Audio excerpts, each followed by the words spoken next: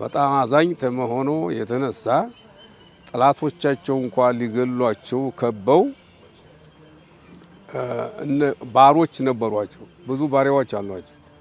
እኛ እንከላከልልህ፣ እኛ ልንገላቸው እንችላለን፣ ምንም አይደርሱብህም እንኳን ሲሏቸው መን አልቃ ሰይፈሁ ፈሁ ሁሩን ነው ያሉት ይባላል።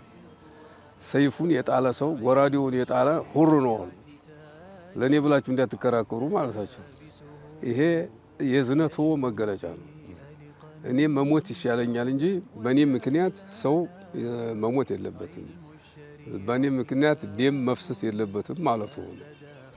እና በጣም አዛኝ ናቸው።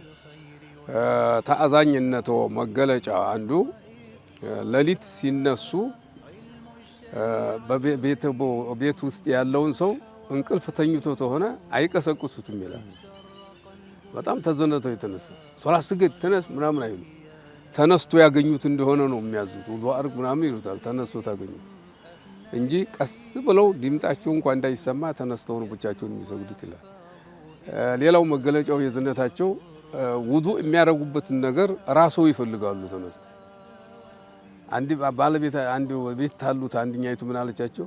ይሄ ሁሉ ኸዳም እያለ አንዱን ብታዙት እኮ ራሱ ያዘጋጃል፣ ለምን እንደዚህ ያደርጋሉ አለቻቸው።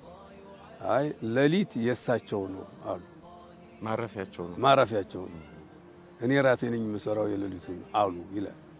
ይሄም በጣም አዛኝ መሆኑን የሚገልጽ ባህሪ ነው ማለት ነው። ሙጠሊዐን ቢልፊቅህ የሽረሑ